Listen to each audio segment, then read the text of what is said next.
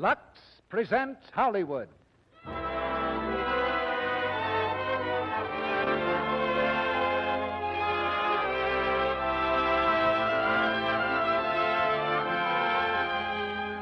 The Lux Radio Theater brings you Gloria Jean, C. Aubrey Smith, Helen Parrish, and Frank Albertson in A Little Bit of Heaven.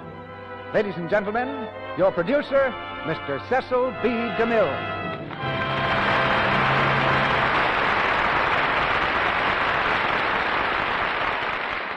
Greetings from Hollywood, ladies and gentlemen. The elderly individual with the scythe is ready to cut another year from under our feet. That makes most of us feel a bit older. But age will give way to youth tomorrow night when the new year is born. So tonight, we get the jump on Father Time because the Lux Radio Theater is bustling with youth. The youthful spirits of 12-year-old Gloria Jean, of Helen Parrish, of Frank Albertson, and another who stayed young longer than any boy I know, C. Aubrey Smith, who is now romping past the 25th milestone of his motion picture career. Our play is A Little Bit of Heaven, recently released nationally by Universal Pictures. It's a good title, especially for the Christmas season, and it's guaranteed because the songs of Gloria Jean are really a little bit of heaven on earth. Gloria went back home to Pennsylvania to spend Christmas with her family and friends, but she had to promise that she wouldn't forget us in the excitement of the holiday. And she kept that promise by showing up for the first rehearsal, just about letter perfect in her part. In A Little Bit of Heaven, she plays a very young radio singer who becomes a star overnight. That's what actually happened to Gloria in pictures, so she knows whereof she acts, although she didn't have quite the same complications in real life as in the play. In another leading role in this merry production is a star of many years' standing, the star behind the scenes of the Lux Radio Theater, Lux Flakes. It's setting new records in popularity every day with housewives. Week by week, year by year, its fan mail increases as more and more women discover its magic talents. And we can't ask for any better evidence that we've got a winner. So if you're not acquainted with Lux Flakes yet, well, I suggest that's one way of starting the new year right. I'll even go out on a limb and predict that Lux Flakes will make your new year happier. Now for A Little Bit of Heaven. We ring up the curtain on the first act of tonight's play, starring Gloria Jean as Midge, C. Aubrey Smith as Grandpa, Helen Parrish as Janet, and Frank Albertson as Bob.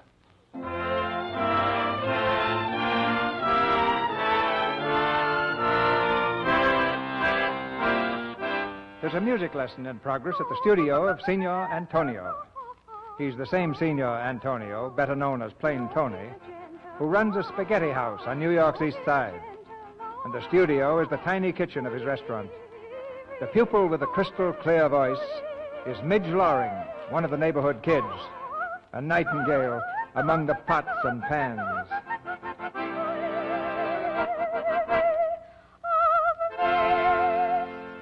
Oh, good. That's a nice image. It's beautiful. Thanks, Tony. Well, I gotta go now. Goodbye. Goodbye? Hey, what do you mean? You got to take the lesson yet. Oh, I can't, Tony. I've got to go round up all my uncles and tell them about Wednesday. Wednesday? Oh, Wednesdays don't account. Oh, but Tony, it's the surprise party for Mom and Pop. The whole family's going to be there. Mom and Pop and Grandpa and Janet and Uncle Dan and Uncle Ed and Uncle Jack and Uncle Bert and Uncle Mike and... Oh, you got too many uncles. And I got to tell them all about it. All right. But tomorrow we have a longer lesson, no? Sure, Tony. Sure. And when the party comes, I make a spaghetti alla Tony. I close up the restaurant for the whole night, special for your Mom and Pops, eh? Oh, and that reminds me. I meant to ask you, Tony, do you think you could afford to trust Janet for the party? Oh, you sister, she lose her job again, no? Yeah. A customer came into the store and bawled her out for something, and, well, you know Janet. She's a ball out the customer, I know. Yeah, she's getting more like Grandpa every day. Anyway, she's out of a job. Well, that's all right. Sure, I'm going to trust her. But what she needs more as a job is a boyfriend. A fine fellow who's got a job and who can buy her a nice little house, and then they can get married. There is nothing so good like a marriage and kids, That's what Mom says. She says Janet ought to find someone compatible. You think so, huh? What's compatible, Tony? Are you compatible? Oh, Mitch, of course not. I'm an American, and I'm going to stay American, please. Hey, Midge! Midge! Hello, Jerry. Come on out in the street. Big big doings. Hurry up. What is it, an accident? No, a street broadcast. Broadcast in the streets? Yeah, they're asking everybody questions. Come on, Midge. See you tomorrow, Tony. Goodbye. Hey, wait for the Tony. Hey, wait a minute. Oh, that was marvelous, Mrs. Mitchell. No, now, don't go away. Just stay right here at the microphone, Mrs. Mitchell. I've got one more question for you. All right, go ahead. Well, Mrs. Mitchell, will you complete the following quotation from the classics? Mary had a little... Mary had a little... Oh, now, don't tell me. no coaching, please. Mary had a little... What do you eat with mint sauce? Huh? Oh, Oh, lamb! Lamb it is. Fine, Mrs. Mitchell. Absolutely 100% perfect. Thank you very much, Mrs. Mitchell. What do you say, Cotton? Who's next? Right here, Bob. This is Mrs. Schultz. Thank you, Cotton. Ladies and gentlemen, my partner has just brought a very lovely lady to our microphone, Mrs. Schultz. Now, Mrs. Schultz, before we start, would you mind imitating a rooster? Why? Why should I imitate a rooster? Oh, no reason at all, but it's silly. Well, yes, it's ridiculous. I wouldn't do it. Oh, thank you, Mrs. Schultz. Now, surely someone feels the urge to crow. Who will it be? I can do it, mister. Well, that's the girl. Go right ahead. Very good. Straight from the barnyard. What's your name, young lady? Midge Loring. What's yours? Bob Cayley. Oh, but we're not here to talk about me. Suppose you tell us something about yourself. Well, I live up there across the street on the second floor. There's quite a lot of us. There's Mom and Pop and Grandpa and Uncle Dan. And I've got other uncles, too, such as Dan, Ed, Jack, Bert, Mike, Wes, Ferris, Pete, Louie, Freddie, and Sherm. And a very pretty sister who's out of a job right now. Oh, and I sing besides. What a family and what a memory. Oh, I haven't even started to tell you about my uncles. They've all got uniforms. That is, all except Uncle Dan. He sells things. What things? Anything. Only he's out of a job, too. My Uncle Ed's a lion tamer in the circus. Uncle Jack's a cop. Uncle Sherm's a street cleaner. Oh, I mean a Department of Sanitation man. Uncle Pete's a prison guard. Uncle Pat's a captain on a barge. And Uncle... Whoa, I think that gives us a pretty good idea. And now, suppose you sing for us.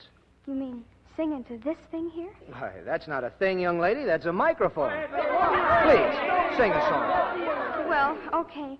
Tony, play for me, will you? Oh, sure, I play. Ladies and gentlemen, presenting Miss Midge Loring, the young lady with the uncles.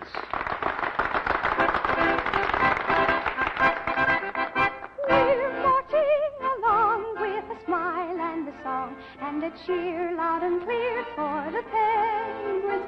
We're loyal and true in whatever we do. Oh, it's fun to be one of the penguins. Let us sing la la la on our merry, merry way. Let us sing la la la to a happy holiday. Let us cheer la la la to the sun that shines above, and a cheer la la la to every penguin that we love.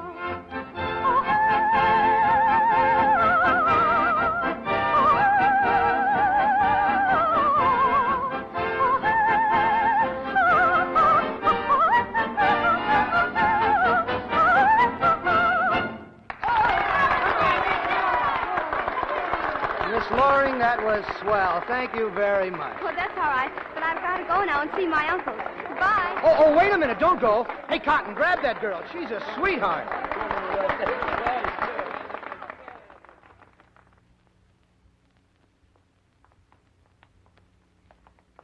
But where are we going? What are we going to do? Young lady, we're going to make you famous, aren't we, Cotton? I'll say we are. And there's nothing to be nervous about. Not a thing. Oh, I'm not nervous. Of course not. Harrington's a great guy, isn't he, Cotton? Yeah, he'll love you. He loves everybody. Who's Mr. Harrington? Oh, he's our boss. One of the nicest fellows you'd ever want to meet. Huh, Cotton? Inside and out, he's a prince. A prince. Well, here we are. Hiya, Miss Brown. Hello. Say, is the old walrus busy? Go right in. He's waiting for you. Fine. Now, you folks sit right down here, and I'll get this thing all set. Oh, Bob, don't you think you need me? What for? Kaylee never misses. See you in 2 minutes. Well, Chief, how are you? Did you hear the broadcast? Yep. Great, huh? Yep. You're fired. Finished. Get out. What? Oh, but that girl, that voice. Grab that girl. She's a sweetheart. Did anyone ever tell you this is a quiz program? Last Tuesday, you broadcast a cat and dog fight. But this is... Yes? Mr. Dixon wants to talk to you. Tell him I'm out to lunch. Tell him I'm in jail. You hear that? The sponsor. Day before yesterday, a woman talked about her operation for 13 minutes. But, Mr... What is it? Mr. Dixon says it's of the utmost importance. Tell him I'm taking a nap. Tell him I'll be back Thursday. Another account out the window. Grab that girl. She's a sweetheart. Making dates on our time. Now, just a minute, Mr. Harrington. At the risk of losing my job. At the risk of losing what job? You haven't got a job. What is it? He won't take no for an answer. All right, put him on. Now, listen, Mr. You shut up. Hello. Hello, Mr. Dixon. Say, I'm mighty sorry about that program today. It was all a mistake. One of my men... Huh? Oh, you did? Well, certainly. That's the way we planned it. Oh, we did, huh? Quiet. Of course, Mr. Dixon, we're just trying to keep her undercover. You never catch me with my pants... You never catch me with the grass growing under my feet. Never mind that stuff. I want to tell you... Quiet. All right, Mr. Dixon. I'll call you as soon as it's all settled. Say about lunchtime tomorrow? Fine. Goodbye. He likes her. He wants her on his show. Where is she? Don't look at me. I don't work here anymore. Now, Bob, don't be hasty. Trouble with you is you're always flying off the handle. Why should you want to quit at a time like this? Quit? You fired me. That's beside the point. Where's that girl?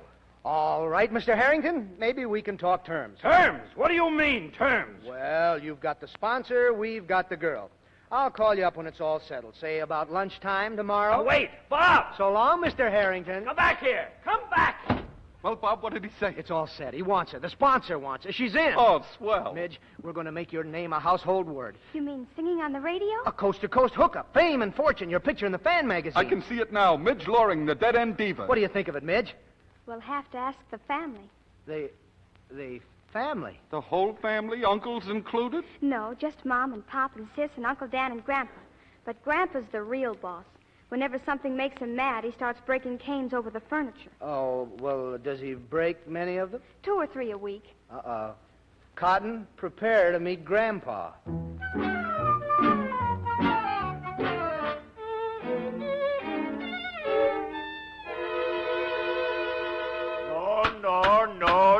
No. I've said my granddaughter's not going to do it, and that's all there is to it. But for the love of Jezebel, did a little extra income ever hurt anyone? Yes, it's like trying to cage a nightingale or a lark. They stop singing. How about canaries? Oh, bosh. Look, we'll leave it to the family. Mr. Loring, you're Midge's father. What do you think? Well, personally, I think that it doesn't matter what he thinks. He's only got into this family by marriage. What about me? I was born into it. Nobody asked my opinion. Nobody wants it. This is my Uncle Dan. Oh, how do you do? Hi. Now, look, I understand you're a businessman. Sure, when I work. Then you ought to see the possibilities of this thing. Think of it, $100 a week. You said 200. Who did? You did. I did not. Cotton, don't argue. All right, it's 200. Mrs. Loring, let me ask you. Yes? Mrs. Loring, wouldn't you like to have a nice, shiny dishwashing machine? Think of it. You put the dishes in, turn the switch, and relax. It sounds nice to me. Don't you think so, Grandpa? For the last time, as long as I'm head of this family, the answer is no. Well, when can we know definitely? Here, somebody hand these young pups their hats and get them out of here before I lose my temper. I've had all I can stand. Good night. Well, now you've met Grandpa. Yeah. Meeting Grandpa's like shaking hands with a buzzsaw. Well, goodbye, folks. Goodbye. So long, boys. Better luck next time, gentlemen. Yeah, maybe if we... Hello, family. Oh, Janet, come here. Dinner ready, Mom? I brought some of those pickles that Pop likes. Oh, company? Hello. Janet, this is Bob Cayley. Bob, this is Janet, my sister. And this is Cotton Bates. How do you do? Hello. They heard me sing and asked me a lot of questions, and they took me down to the office, and it was all fixed, and now... Hey, now, wait a minute, Midge. What's this all about? It's about me singing on the radio. Why, Midge, that's wonderful. I'll say it is for $300 a week. $300? $300. But I just said... $300. Take it or leave it. Oh, now listen. Forget it, Cotton. $300, okay. We haven't got her anyhow. Well, what happened? Grandpa said no. Oh. He was pretty positive, too. And how? He almost wrecked the jerk. What did he do? He broke his cane. Uh-oh. That sounds bad. Very bad. Janet, you've got to do something. You've got to talk to him. Well, honey, I'll try, but gosh, in this house, man proposes, Grandpa disposes. Look, Miss Loring, I'm not trying to cage larks and nightingales. I'm not a crook, and I'm not crazy. I'm just trying to put Midge on the air where she can make a lot of money. Now, do you see anything wrong with that? No, it sounds perfect to me. Well, can't we do something with that old, with Grandpa? I'd like to help, but when he starts breaking canes, I don't know how to approach him. For the love of Jezebel, there must be some way. Look here, Miss Loring, why can't you and I, well, what I mean is, it's been swell meeting you and all that, but I'd like to see you again soon. And while some people don't care for nightclubs, other people often find them very enjoyable. Maybe you Wait could, a minute. Now, what's this all about? Well, I've got 2 tickets for the opening of the Martinique tonight. Can you be ready at 9? Why, I don't know. How about it, family? Yes.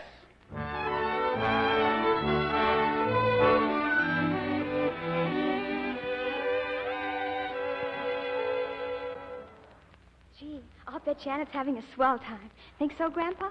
Huh? He was a nice fellow, wasn't he? Mr. Cayley, I mean. Yeah. Are we going to have that game of checkers, or ain't we? Oh, all right. Grandpa, how does a dishwashing machine work? Well, it works by electricity. You put the dishes in, you turn it on, and that's all there is. And the dishes don't break? No. Gee, that's wonderful. Too bad we don't have one. Huh? You know, Grandpa, I love to sing. And we'll love to hear you. I bet you if I sang loud enough, they could hear me maybe 2 blocks away, huh? I suppose so. And if you could sing loud enough to have people hear you maybe 1,000 miles away in Chicago or Iowa or, gosh, maybe even Africa, that'd really be something, wouldn't it? Why, that certainly would. And if they wanted to pay you for instance, we could get a dishwashing machine and Pop could get a new suit and we could have all sorts of nice things. Listen here, young lady. There's no need for you to bother your head about that. At your age, you ought to be having fun and getting educated. How long does it take to get educated? Well, it starts the day you're born and stops the day you die. Kind of keeps you busy, doesn't it? The important thing is to find happiness and hold on to it. If you don't find it by just having nice new things. Here, let me tell you a story. Okay, Grandpa. Once there was a prince that was very sick, and the doctor said the only thing to cure him would be to find a happy man and buy his shirt and wear it. The prince searched and searched and searched, but he couldn't find a single happy man. One day, when he was just about to give up in defeat, he passed a field and saw the farmer plowing. And the man was singing at the top of his lungs. "Why are you singing?" said the prince. "'Cause I'm happy," said the farmer. "Let me buy your shirt. I'll pay you anything you like for it," said the prince. "I'm sorry," said the farmer, "but I haven't got a shirt." "There you are. Don't you like it?" It's okay. Just the same, I wish we had that dishwashing machine.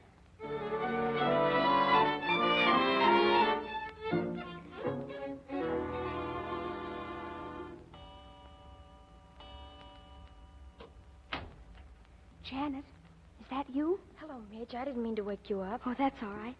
Oh, he gave you flowers, huh? Mm-hmm. Gee, he must be nice. Oh, yes, he's swell. Unzip me, will you? Is he a good dancer? Oh, marvelous. Then you had a good time, huh? Wonderful. First we went to the Colony Club for dinner, and from there we went to the Martinique, and then we went to some little place. I've forgotten the name of it. Quiet in there. There he goes again, always stopping everybody. Why, Midge, what's the matter? Oh, he won't buy a dishwashing machine. I have to get educated from the day I'm born till the day I die. I can't sing on the radio just 'cause some old guy out in the field hasn't got a shirt. Oh, darling, don't get so upset about it. Oh, but I want to do it, Janet, more than anything I ever wanted. You really want to? Oh, yes. All right, dear, but don't worry about it now. Go to sleep. I'll talk to Grandpa about it tomorrow. Yeah, maybe one word lead to another. We'll see. Good night. Good night. Oh, Janet. Yes? Would you say offhand like that Mr. Cayley was compatible? Why, yes, I guess so. Why? Oh, nothing. Good night.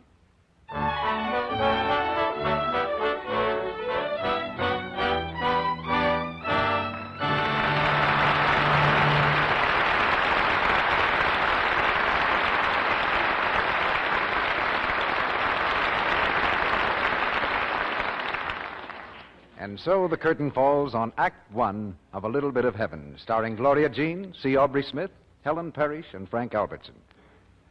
Now for one of our old-time American tunes, played by Lou Silvers and our orchestra.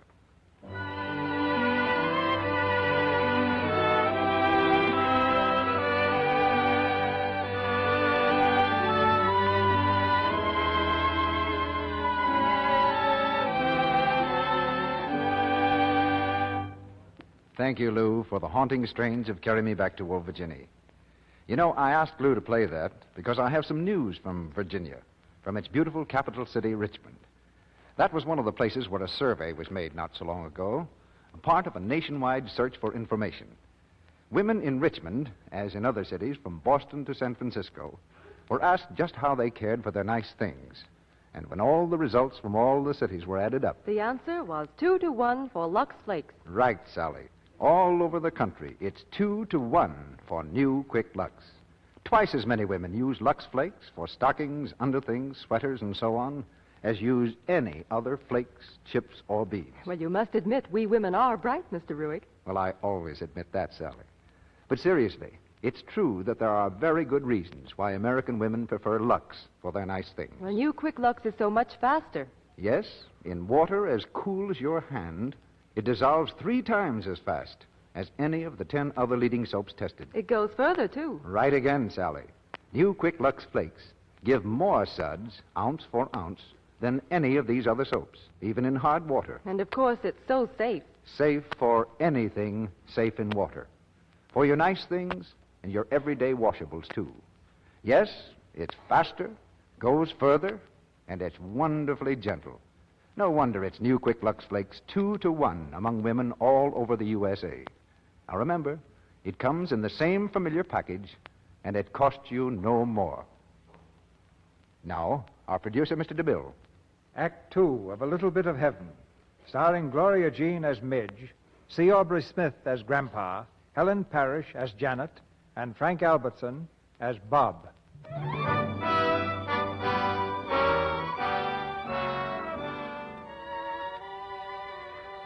Fame and fortune stood on the Loring threshold, and Grandpa slammed the door. But the family pressure proved too much for him, and Grandpa finally had to give in. Now the family has come to talk terms in Mr. Harrington's office. Copies of the contract have been handed to Midge, Mom, Pop, Janet, and Uncle Dan. The Lorings work strictly as a unit. Well, folks, you ready to sign? Oh, give them a chance, Mr. Harrington. They're still reading it. How's it look, Midge? Am I the party of the second part? That's right. How's it by you, Dan? I don't know. There's a lot of stuff in here that don't make sense. Comp mentis, nunc pro tunc. It ain't even American. It sounds like they're taking my little girl away from me. Oh, no, Mrs. Loring. Say, what's this thing here? What's that, Mr. Loring? It says here that she gets paid on Wednesdays. Why not Saturdays? Well, the checks are made out on Tuesday and delivered on Wednesday. Why? Why not pay her on Saturday? Don't give it a second thought. That clause doesn't mean a thing. If it doesn't mean a thing, why is it in here? Because a contract's a mutual agreement, a promise. Yeah, but it looks to me like the party of the second part is doing all the promising. All our contracts have the same promises. I still don't get this about being paid on Wednesday. Now listen, Easy, Mr. Harrington, easy. Now, believe me, Mr. Loring, there's nothing to worry about. Just sign the contract and we're all set. Now, don't rush me. Don't rush me. Yeah, after all, this is an important step we're taking. Yeah, what's the matter with Saturday? There's nothing the matter with Saturday. But everybody gets paid on Saturday. It looks like a loophole to me. I think we ought to get some legal advice from Uncle Pete. Uncle Pete? Who's he? He's a prison guard. A prison guard? All right. She gets paid on Saturday. Now you're talking my language. And now will you sign the contract? Go on, Pop. Take the plunge. All right. Fine. There you are, sir. Thank you. This is the happiest day of my life. Yeah, I won't have to work either. Well, that's all, folks. Hope you'll all be very happy. Now, Midge, I'll expect you back at 5 o'clock for rehearsal. 5 o'clock? Oh, but today is Wednesday. I thought we'd settled all that. Mr. Harrington, I don't think you understand. I know I don't. Mom, Pop, will you go outside for a minute? What for? Oh, go ahead, Pop, please. All right. Come on, Mama. Don't sign anything, dear. You see, Mr. Harrington, today's Wednesday. You said that. Well, I'm giving a surprise party for Mom and Pop. Go on. Well, Tony's got everything ready, see? I see. And after all, you wouldn't want me to disappoint all my uncles, would you? Oh, no. What's a rehearsal compared with a lot of uncles? Now you're talking. Yeah, ooh. Thank you, Mr. Harrington.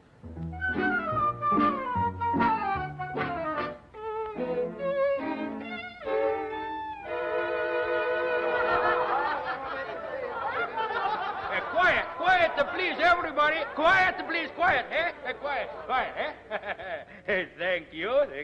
And now, my beautiful little pupil, she's going to sing.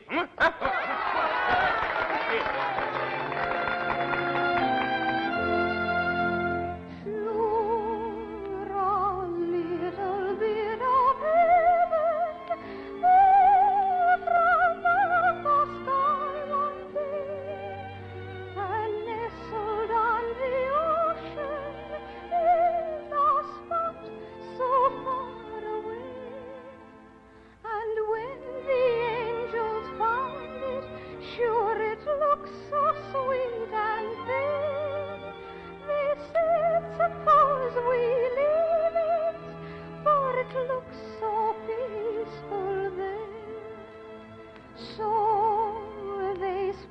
sprinkled it with stardust, just to make for Sherlock's home. 'Tis the only place you'll find me, no matter where you go.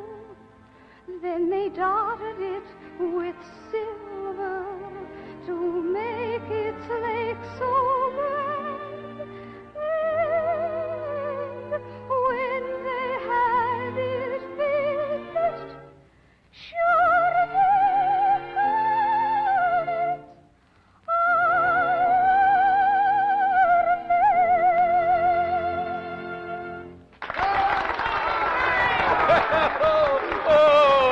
Oh, it's a beautiful, no? See, it's a beautiful. And now we're going to have a speech from Grandpops, eh?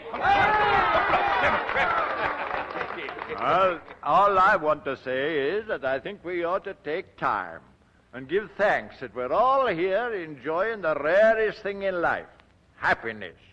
We are happy because we bear no grudge against any man. What's his is his, and what's ours is ours. We've been jogging along day after day and year after year without needing any help or interference. We've been pretty self-sufficient. It's nice to think that we've made a little bit of heaven for ourselves, and let's hope that we stay that way and get on with your tomfoolery.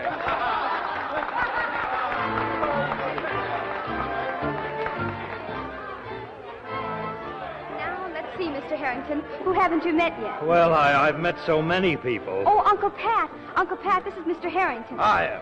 How do you do? Uncle Pat's a barge captain. Is that so? That's right. 16 years a seagoing man. One price between Hoboken and Staten Island. And this is Uncle Ed. Hi. How do you do? Uncle Ed works in the circus. Yeah, line taming's my dodge. I take care of Leo the line. One of the finest specimens in the world. Got a head 5 feet around. Very interesting. Very interesting. Oh, and this is my Uncle Pete, the prison guard. Oh, the legal advisor. Hi. Hi. Well, is that all of them? Let's see. Dan, Ed, Bert, Mike, Wes, Francis, Pete, Louie, Freddie, Sherman. What about the one you said was a deep sea diver? Oh, Uncle Walt? Oh, he hasn't come up yet. And this is Uncle Jack. He's a traffic cop. Hi. Hi. Well, I guess that's all. Have a good time, Mr. Harrington. Yeah. Say, Mr. Harrington, I understand you're in the radio dodge. How'd you like to audition the Policeman's Glee Club sometime? Thanks, but if it's all the same No to you... trouble at all. I'll send him up someday. Of course, you know, I can't leave my horse. Oh, that's too bad. Well, Grandpa, I guess between us we arranged a pretty fine family. Aye. They're a bit giddy and mixed up, but you and I, we'll keep our eyes on them, eh? Sure we will.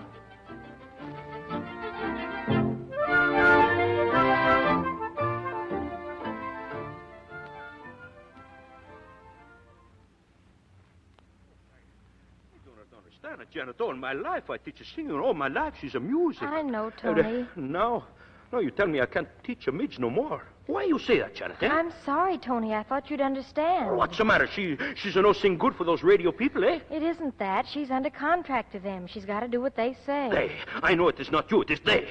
They make you do this to me, eh? Try to understand. Francois is only continuing the work you've already done, Tony. Francois? Who's a Francois? Maybe he's a hear of me, but I never hear of him, eh? Don't feel you've lost her. Midge will come down and see you as often as she can.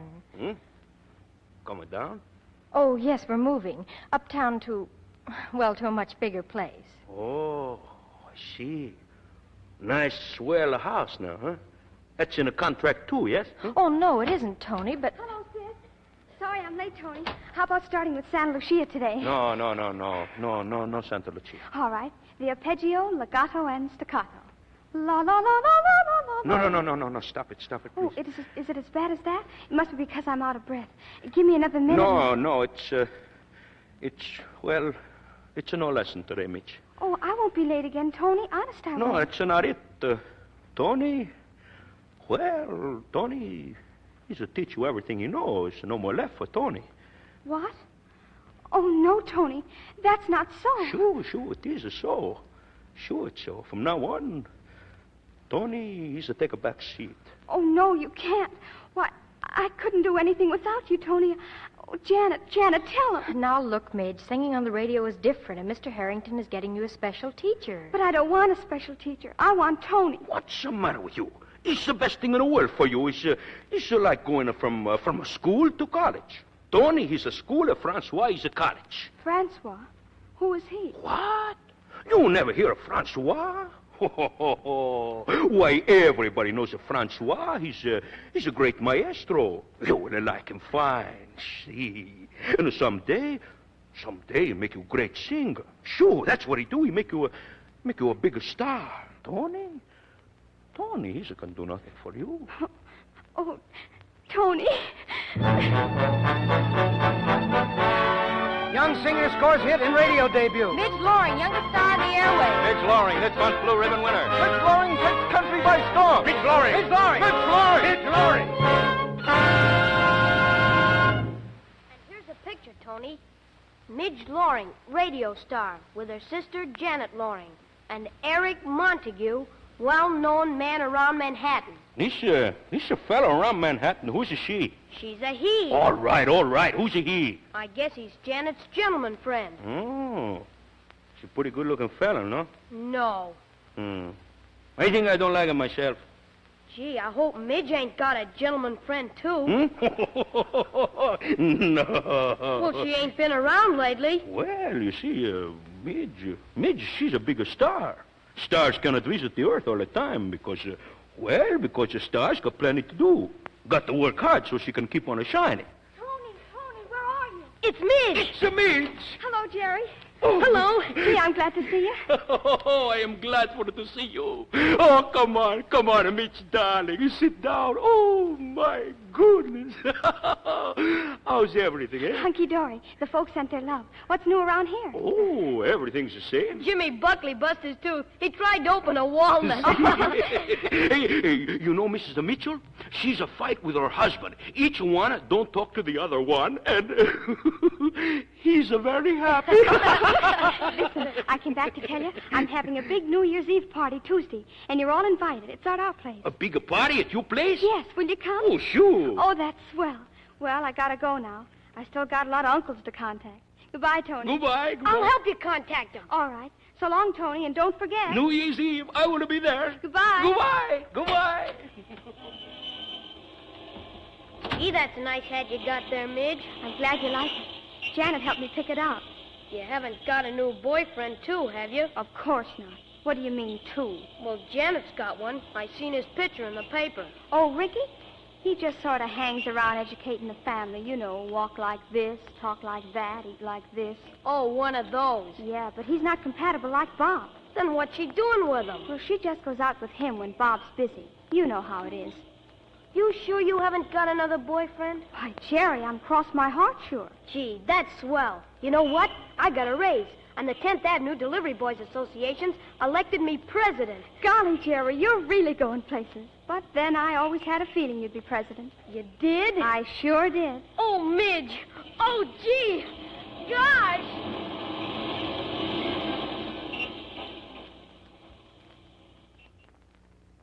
I think steak and mashed potatoes would be all right for Midge's party, don't you, Janet? Oh, but, Mother, we should have something fancy for people like the DeWolves. Maybe Ricky's got a suggestion. Yes, what do you say, Ricky? Well, perhaps terrapinelli rivieri for the main course, then pâté de foie gras with the salad, and bombarum for dessert.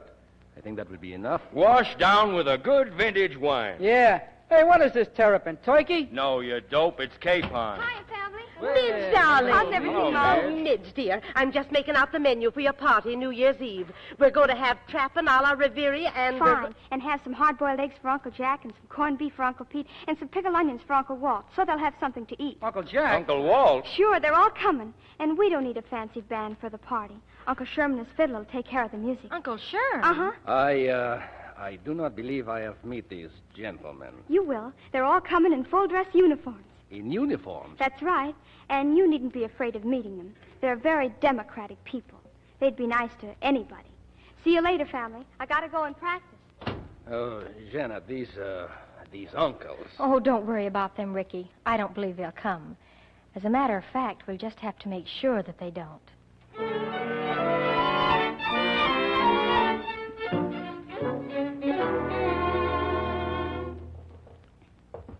Hey, Midge, hurry it up. We're on the air in 2 minutes. Hello, Bob. Hello, Cotton. Hiya, Midge. Shake it up, honey. How do you like my dress? Oh, swell. Great. I got it special for the party tonight. Don't forget you're coming home with me, both of you. Oh, the party. Well, I'm sorry, Midge, but it looks as if Cotton and I won't be able to go. You see, well, you remember Cotton. I don't know what you're talking about. Well, anyway, we can't come, Midge. Oh, but you can't not come. You gotta come. Everybody's expecting you. Yes, but... What's the matter, Bob? You never come around the house anymore? Are you mad at someone? No, it's just that... 10 seconds, Bob. Okay. You ready, Midge? Yes, but you better be waiting for me after that broadcast, or Gramp will take his cane to you. Okay. Now watch it. Good evening, ladies and gentlemen.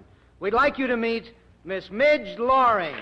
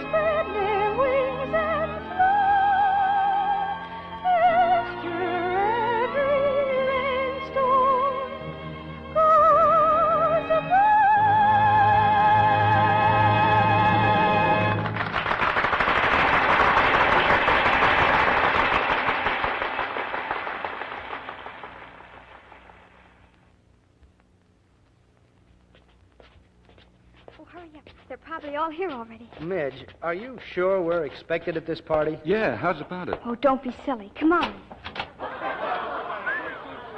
Boy, what a mob. Hand your derby to the butler, Cotton. We're getting high class around here. Hello, darling. Happy New Year. Oh, Happy New Year, Janet. Well, hello, Janet. Long time no see. Why, Bob, this is a pleasant surprise. Surprise? Hey, Midge, what goes? Hello, Cotton. Happy New Year. Oh, thanks. Come on in and meet everybody. Wait a minute. Janet, where is everybody? Why, everybody's here, dear. Well, greetings, my little nightingale. How's it, kid? Hello, Uncle Dan. Say, where's Uncle Pat and Uncle Sherm? Happy New Year, Midge. Hello, Mom. Where's Tony and Uncle Ed and everybody? Why didn't they come? Well, Midge, quite a gathering you've got here, eh? Hello, Grandpa. Have you seen Uncle Pete and Sherm and Tony and everybody? Not yet. Well, what's the matter? Don't ask me. Midge, dear, they're not coming. Not coming. Why not? Well, you see, Janet told them that...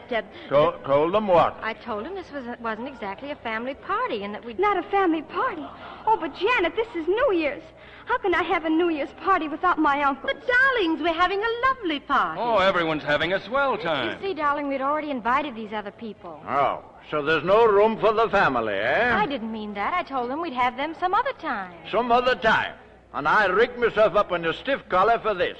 I'm going up and go to bed. So am I.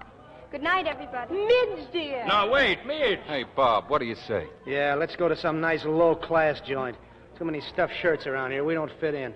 Good night, Janet. Is that supposed to break my heart? Look at her, Cotton. Same eyes, same nose, same face. But it just isn't the same girl. If that's your idea of being funny... My idea is that it's just too bad that Midge's uncles can't come to her own party. And my idea is that it's just too bad you can't mind your own business. And my idea is to get out before blood is drawn. Well, what are you waiting for? Haven't you said enough? No, for the love of Jezebel. If anybody'd ever told me that you would go high-hat... Have you finished? Yeah, that's all I have to say to you, now or ever. That just suits me fine. Well, I'm glad you're pleased. I'm delighted. Goodbye. Goodbye.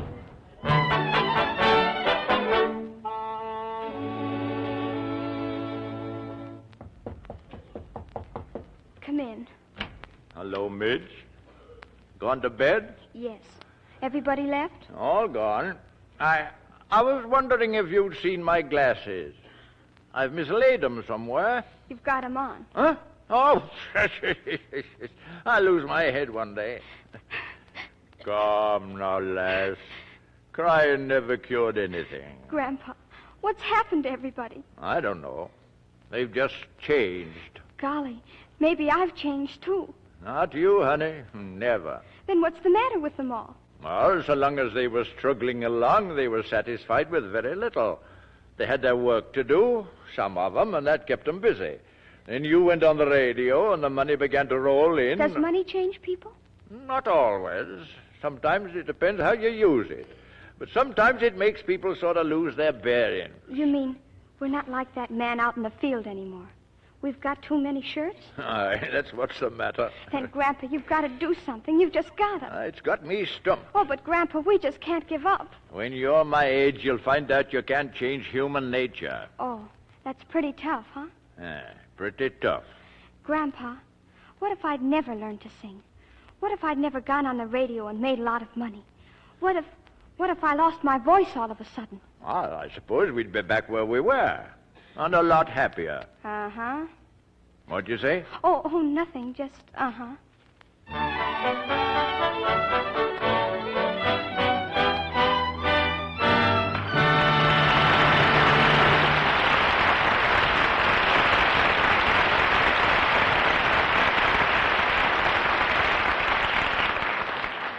The curtain falls on Act Two of A Little Bit of Heaven, starring Gloria Jean, C. Aubrey Smith, Helen Parrish, and Frank Albertson. During this brief intermission before Mr. DeMille presents Act 3, we bring you another of our real-life stories. Mrs. L. Blythe of Toronto, Canada, has written us a delightful story about a New Year's party she gave last year. With her young daughter, she was going over last-minute plans.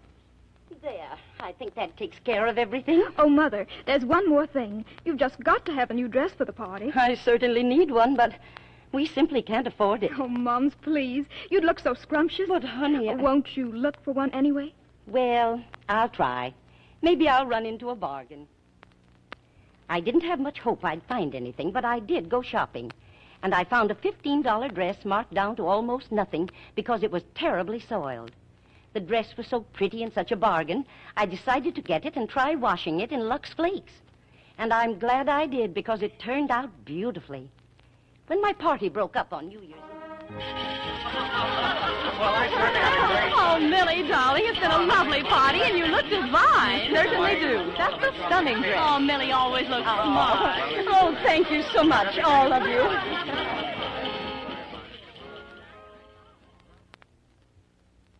Well, naturally, that made me very happy. Just think, I had a lovely new dress, and I saved many dollars, thanks to Lux Flakes.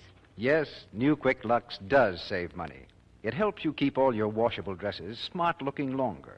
It's safe for anything safe in water alone. It has none of the harmful alkali found in many ordinary soaps. It's fast, and it's thrifty, too. A little goes so far. About a penny's worth of Lux Flakes will freshen a dress, leaving it immaculately dainty, just as you like all your things to be.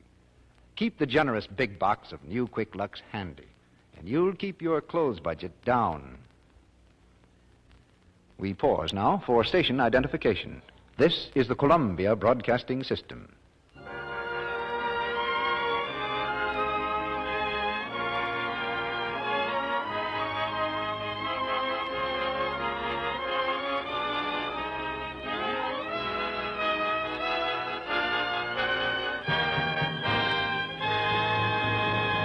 The curtain rises on the third act of A Little Bit of Heaven.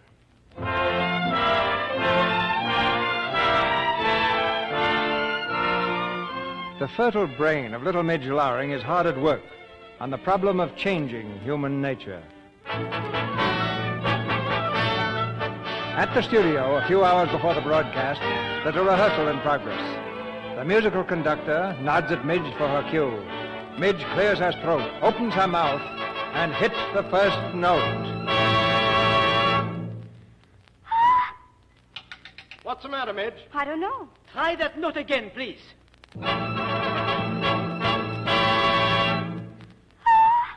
That's funny. Nothing comes out. Maybe you swallowed your chewing gum. I didn't have any chewing gum. Still nothing comes out. Miss Loring, such things do not happen to a pupil of Francois. Come on, Midge. We don't want to spend all day on this. Well, maybe we better call the whole thing off. Oh, don't be ridiculous. Come on. Miss Loring, look at me. Say to yourself, I am a pupil of Francois. Then let yourself go. Float on the wings of song. But I don't feel floaty. I feel sinking. Nonsense! Sing! Wait a minute. This is serious. Open your mouth and say, ah. Ah. Let me see. Ah. I see nothing at all. Nothing at all. Listen, you take your head out of her mouth and sit down. Nobody tell France what to sit down. My dear Miss Loring, let me remind you we have impending a most important concert at Philharmonic Hall. That's right. Now make her nervous. Oh, I'm not nervous. It's just that nothing comes out. Enough of nothing. This concert is your great opportunity. You will discipline yourself. You will discontinue your behavior. You will proceed with the rehearsal. You will sing. Don't you understand? I can't sing. That's what's the matter with me. I just can't sing. Something bust inside of me. In here. That's what's the matter with me. I've lost my voice. Don't you see? I've lost my voice.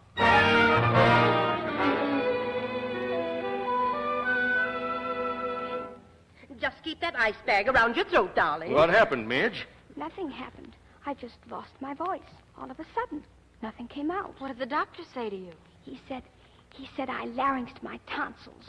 Nothing like this ever happened in our family before. Just keep her in bed, that's all. I think she ought to gargle with honey. What she needs is a good home remedy, like goose grease or pork. Yeah, what was it that Ed used when he lost his voice from roaring at the lion? Oh, something Grandma whipped up. I'll suppose you all go and find out what it was. I'll stay here with Midge. Well, she'd better be kept quiet. Don't let her take that ice bag off. Yeah, and be sure to hold your feet up high. Be sure she keeps covered up. All right, all right. I know when to come in out of the rain. Go on. Well, young lady, Well, Grandpa? so you lost your voice, eh? Yes, sir.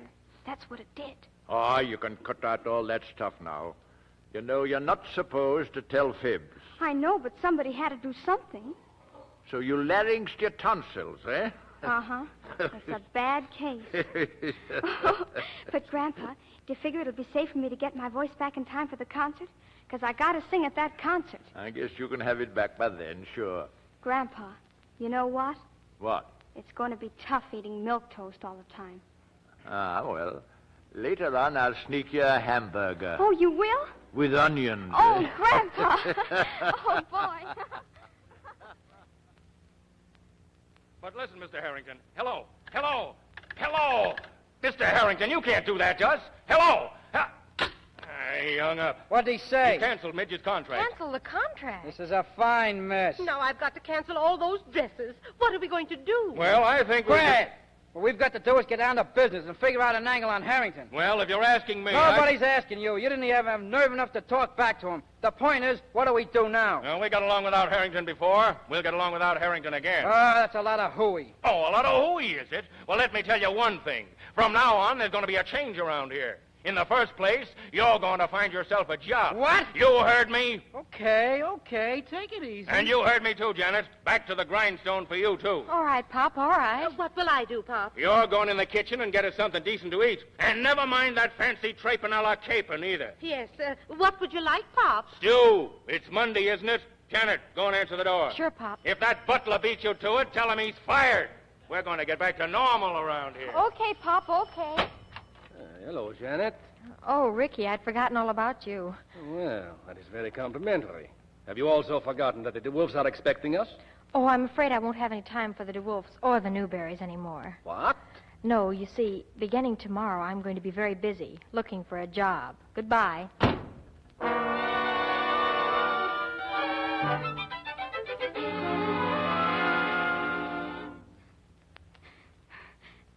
And I had to make believe I lost my voice.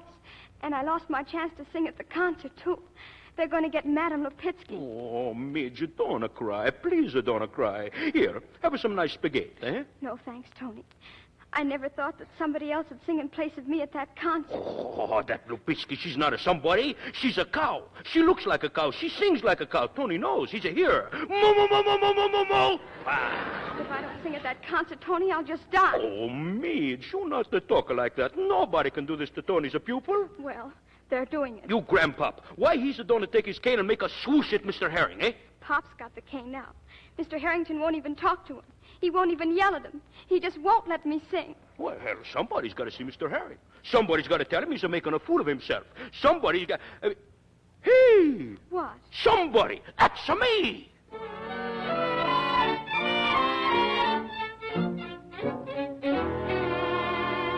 No! Yes! No! Yes! No! Yes, Midge is gonna sing tonight. No, no, no! I told that lunatic family I was through with them. Now get out! And I'm telling you, you can't do this. Midge is gonna sing tonight. Don't you tell me what I'm going to do. Out of this office! That cow Lupitsky is not gonna sing tonight. You lunk-headed spaghetti whirler, I don't care whether she's a cow or whether she's a horned toad. Lupitsky sings. Lupitsky, the cow, sings tonight. You mustn't get mad. You too fat. But the Midge is gonna sing tonight. Over my dead body. That's a good idea, but you gotta hurry up because the Midge is gonna sing tonight. And I say Lupitsky sings for the last time. Caesar don't even sing for the first time. She's in a jail. Listen, she's gonna say... Huh? In the jail, she's arrested. Lupitsky? Who arrested her? Uncle Jack. He's a cop. How you like that? Listen, you can't get away with that. I'll get on this phone and have her out of there in 5 minutes. Oh, you think so, huh?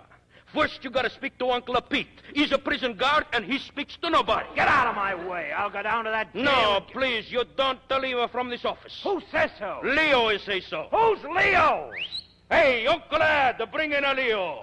Hiya, Mr. Harrington. Help! Help! Help! You see? Midge is gonna sing tonight.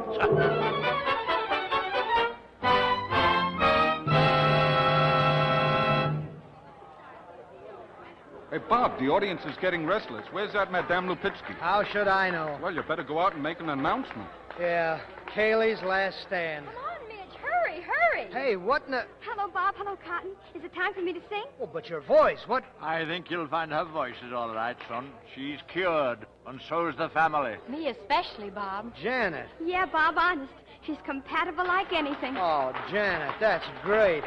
What about, maybe we could, you and All right, I... Bob. Right after the concert. Oh, swell. Bob, the announcement. Oh, excuse me.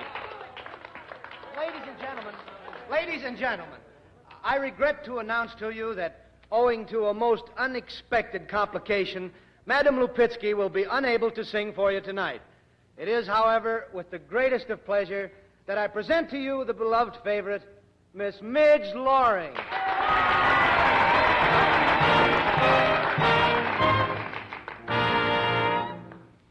If I were only a swallow over the hills and the hollow, I'd fly to a summery sky. If I were only a swallow, while through the heavens I'm winging, I could be joyfully singing. If I were only a swallow.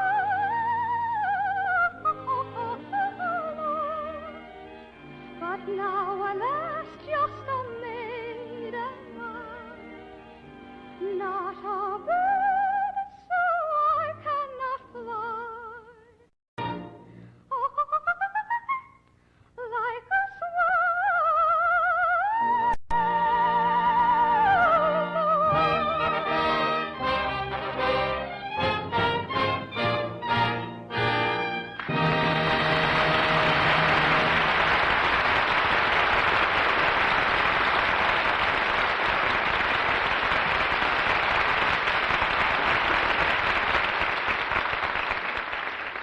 So we've reached the end of our play.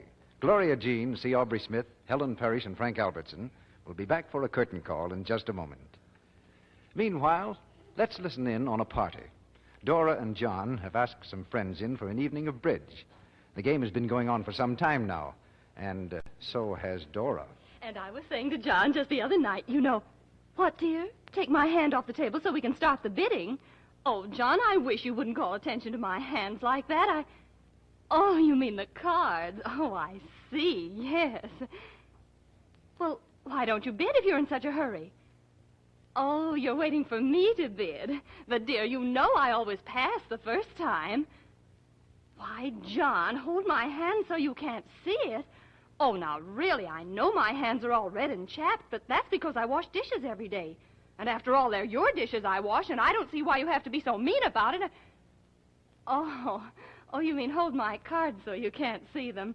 Well, it wouldn't help if you did see them. I've had awful hands all evening. I never have any luck. What did you say, Kitty? No, I haven't any lucks either.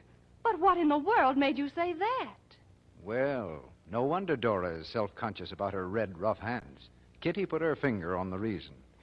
Dora hasn't yet discovered new Quick Lux Flakes for dishes.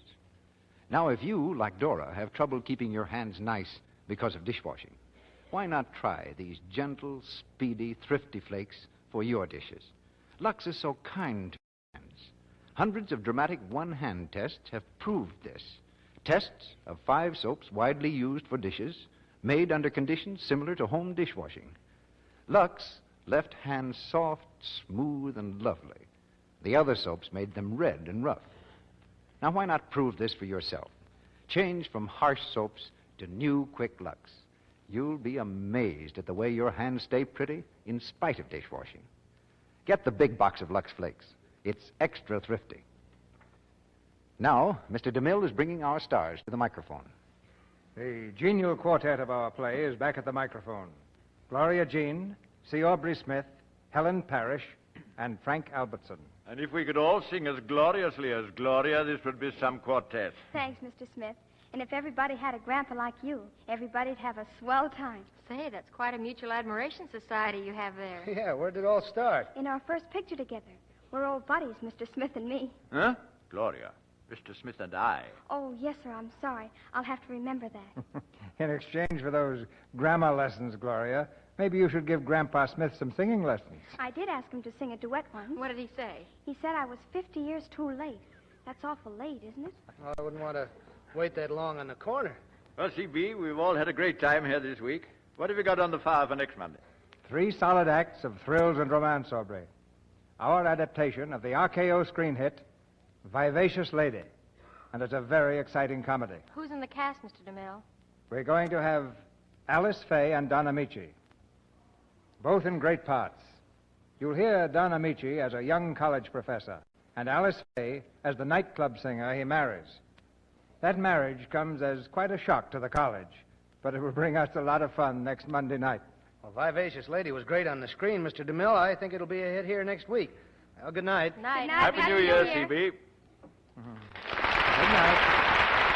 Good night. And I know you'll all have a happy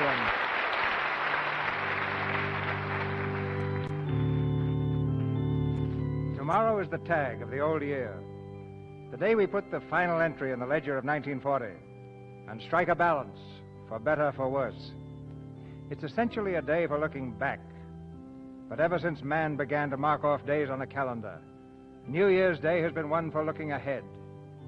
And on this New Year's Day, all true Americans are facing the future as one united people, with a confidence that makes them sure, a courage that makes them strong, and a faith that makes them great. So I give you a New Year's toast to America. God bless her. And a Happy New Year to all her sons and daughters. A year of health, prosperity, good fellowship, and strength.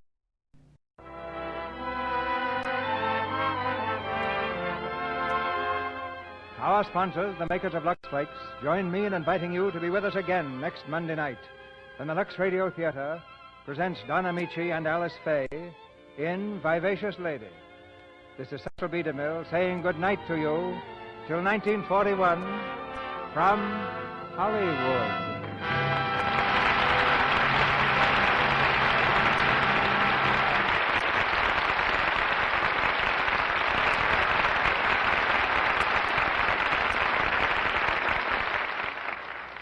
Gloria Jean is currently being seen in the Universal picture, A Little Bit of Heaven. C. Aubrey Smith will soon be seen in Metro-Goldwyn-Mayer's Maisie Was a Lady. Helen Parrish's forthcoming picture is 6 Lessons from Madame Lazanga at Universal. Frank Albertson will appear in the Universal picture, The Mysterious Dr. R. Heard in tonight's play were Lou Merrill as Tony, Arthur Q. Bryan as Harrington, Verna Felton as Mom, Charles Seal as Pop, Alan Wood as Dan, Edwin Max as Cotton, Tristram Coffin as Ricky, Bobby Winkler as Jerry, Stanley Farrar as orchestra conductor, Ralph Sedan as Francois, Warren Ash as Uncle Ed, and Dwayne Thompson as Mrs. Mitchell. Our music is directed by Louis Silvers, and your announcer has been Melville Ruick.